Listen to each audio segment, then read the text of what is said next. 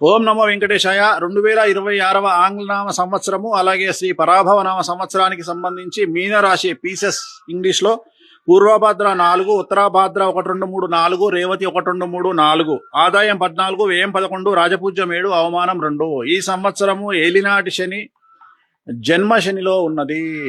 So గుర్తుంచుకోండి, చాలా చాలా చాలా సమస్యలు ఉంటాయి. జన్మ శని అంటే కరెక్ట్గా శని కడుపులో ఉన్నట్టు. ఏలినాటి శని తల నుండి ప్రారంభమై కాళ్ల వరకు ఉంటుంది. ఎప్పుడైతే పొట్టలోకి వస్తుందో దాన్ని జన్మశని అంటాము. ఒకవైపు గురువు 4, 5, 6 అతిచారము, శని జన్మము, రాహువు వ్యయము. సో ఏ రకంగా తీసుకున్నా చాలా చాలా చాలా సమస్యలు ఈ సంవత్సరం ఉండబోతా ఉన్నాయి.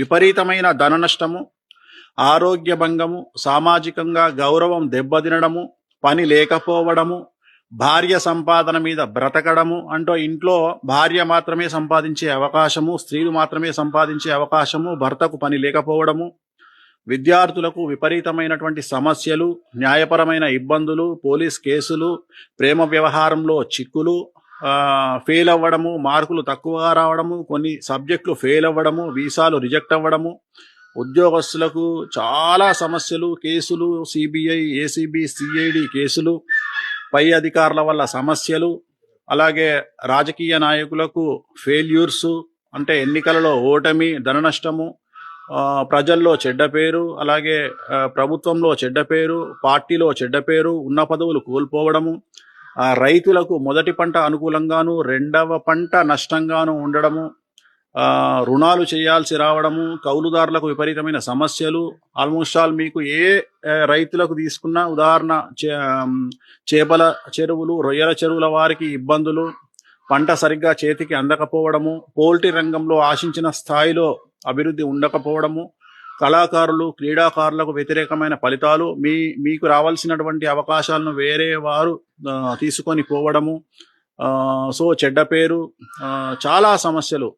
కాంట్రాక్టర్లకు బకాయిలు రాకపోవడము, కొత్త కాంట్రాక్టు రాకపోవడము, సో ఏ రంగం వారు, క్రీడాకారులు, కళాకారులకు వ్యతిరేకమైన ఫలితాలు, స్త్రీలకు మరీ ముఖ్యంగా భర్తకు పని లేకపోవడము, భర్త ఉద్యోగంలో గ్యాప్ రావడము, సో సాఫ్ట్వేర్ రంగంలో ఉండే ఉద్యోగస్తులకు సమస్యలు, అలాగే అమెరికాలో ఉండేటువంటి భార్యాభర్తలకు మగ సంతానం కలిగితే ఆటిజంతో పుట్టేటువంటి అవకాశాలు, లేదా న్యూరో ప్రాబ్లంతో పుట్టేటువంటి అవకాశాలు.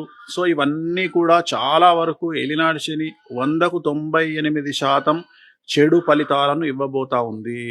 జాగ్రత్తగా ఉండండి. వాహన ప్రమాదాలు, ఆరోగ్యపరమైన ఇబ్బందులు, అగ్ని ప్రమాదాలు, ముఖ్యంగా విపరీతమైన ధన నష్టము, మీరెవరికైనా అప్పు ఇస్తే తిరిగి రాకుండా ఉండడము, శత్రుత్వం ఏర్పడడం అనేటువంటివి కనిపిస్తూ ఉన్నాయి. కాబట్టి జాగ్రత్తగా ఉండండి. నలుపు రంగు దుస్తులకు దూరంగా ఉండండి.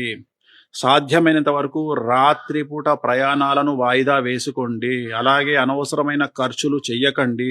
జాగ్రత్తగా ఉన్న డబ్బులను దాచుకోండి. ముందు ముందు మీకు డబ్బు అవసరం చాలా ఎక్కువగా ఉంటుంది. కాబట్టి ఏలినాటి శని ఎఫెక్టు, గురువు ఎఫెక్టు చాలా సమస్యలకు దారితీసే అవకాశం ఉంది. కాబట్టి జాగ్రత్తగా ఉండండి. తిరునల్లార్ శనేశ్వర ఆలయంలో ప్రత్యేకమైన శని పూజ నిర్వహించుకోండి. అలాగే శ్రీ వెంకటేశ్వర స్వామి వారి దేవాలయ సందర్శనం వల్ల చాలా వరకు సమస్యల నుండి బయటపడతారు. ఓం నమో వెంకటేశాయ.